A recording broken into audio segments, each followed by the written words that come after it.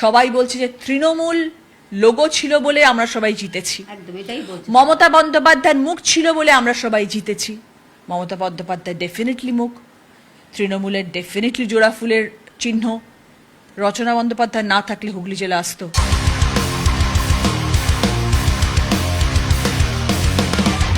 রচনা বন্দ্যোপাধ্যায়কে আপনি ইউজ করেননি, তাহলে গড়িয়াহাট থেকে বা ফুটপাথ থেকে একটা মেয়েকে তুলে নিয়ে গিয়ে কেন হুগলিতে দাঁড় করালেন না? রচনা বন্দ্যোপাধ্যায়কে কেন গিয়ে দাঁড় করালেন? রচনা বন্দ্যোপাধ্যায়কে আপনার দরকার ছিল, সেলিব্রিটি স্ট্যাটাসটা আপনার প্রয়োজন ছিল, তাই জন্য আপনি নিয়ে গেছেন। এবং রচনা বন্দ্যোপাধ্যায় বলে সেই সিটটা উনি পেয়েছেন।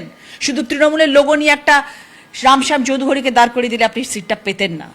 তাই দলটা ছাড়ার কোনো, এমপি পদটা ছাড়ার কোনো প্রশ্নই ওঠে না।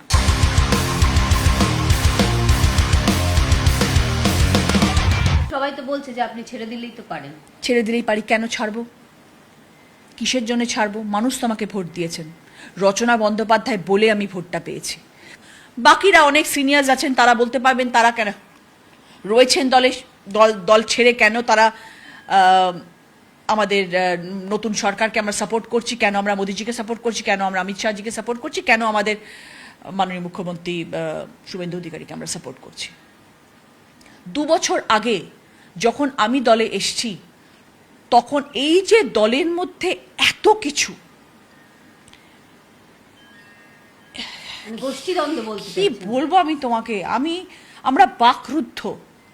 আমি বাকিদেরটা জানি না সুচরিতা, বাট আমি সত্যি আমি জানতাম না এর মধ্যে এত নোংরামি লুকিয়েছিল দলটার মধ্যে।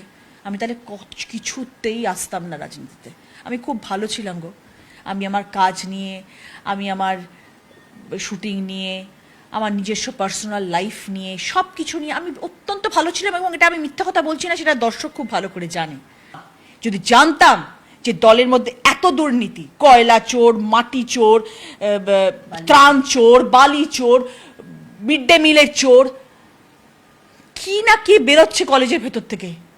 মহামৈত্র বারবার বলছে যে যদি এই দল খারাপ ফল না করতো তাহলে নাকি 20 জন সাংসদ যারা রয়েছেন তারা কেউই জেতেন না, এবং এই যে নানান রকম দুর্নীতি, এই দুর্নীতিগুলো জেনেও নাকি তারা চুপচাপ। ওকে, তুমি যদি এই প্রশ্ন করছো, তাহলে দল যদি জিততো তাহলে এই দুর্নীতিগুলো হয়তো সামনেই আসতো না, সব ধামাচাপা পড়ে যেত, যেরকম ভাবে এতগুলো বছর ধামাচাপা দিয়ে রাখা হয়েছিল 15 বছর ধরে। নন ফ্যাক্ট, এগুলোকে আমি বলবো? তুমি প্রশ্ন করলে পাবলিক এই কথাগুলো উত্তর দেবে। তোমার কি মনে হয় যে পাবলিক এত বোকা?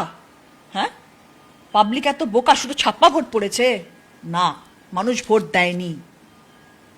আমি বলছি না কারচুপি হয়তো ছিল না ইভিএম মেশিনে, আমি বলছি না এদিক ওদিক কিছু হয়নি, যে হয়তো হয়েছে, সবটা হয়েছে, সবটা হয়েছে, এটা তো হতে পারে না। মানুষ মুখ ফিরিয়ে নিয়েছেন চুচুড়ার মতন জায়গায়। এই যে তুমি বলছো কল্যাণ ব্যানার্জির কথা, তার নিজের কনস্টিটুয়েন্সি ছেড়ে বারবার আমার কনস্টিটুয়েন্সি এসে এসে মাতব্বরি করেন কেন?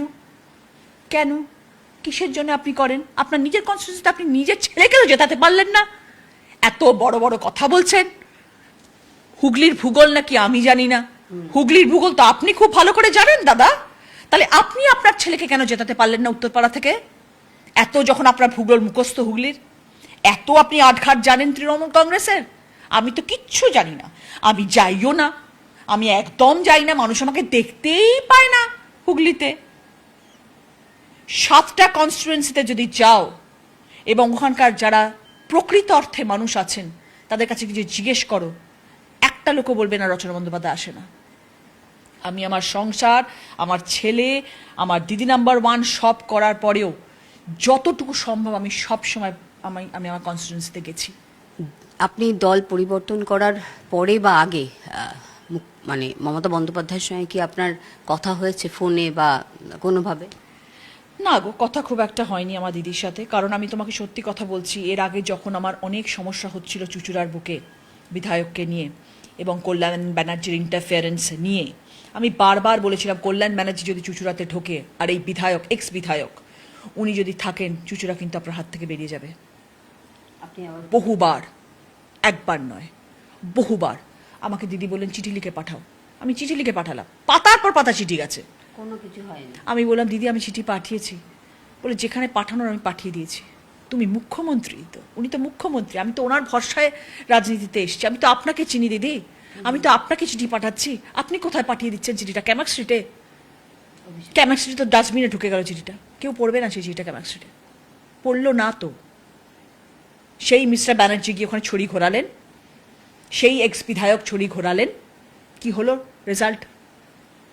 একদম শেষ প্রশ্ন একটা, বলা হচ্ছে যে তোমরা যারা সাংসদরা বেরিয়েছো তোমাদেরকে নাকি হিউজ মানি অফার করা হয়েছে, কত টাকা পেলে? ভুলে গেছিলাম বলতে, এটা নিয়ে এত বলার থাকে না যে আর মনে থাকে না। মানে কিসের পরিপ্রেক্ষিতে তোমরা এরকম ধরনের অ্যালিগেশনস দাও বা তোমরা এরকম ধরনের কথা বলো? কিসের বিয়েতে, ভিত্তিটা কিসের ওপরে? কি প্রুফ আছে তোমাদের কাছে? তোমরা যেরকম ধরনের কথা বলছো এতগুলো সাংসদ বিধায়কদেরকে নিয়ে, তোমরা মানে কি বলবো, মানে একটা যদি এর মধ্যে একটা যদি সততা থাকে এইসব কথার মধ্যে, একটা যদি সততা থাকে এইসব কথার মধ্যে, একদম মিথ্যে মিথ্যে মিথ্যে, পুরোপুরি মিথ্যে কথা বলা হচ্ছে নিজেদের সেন্টিমেন্টকে টানার জন্যে।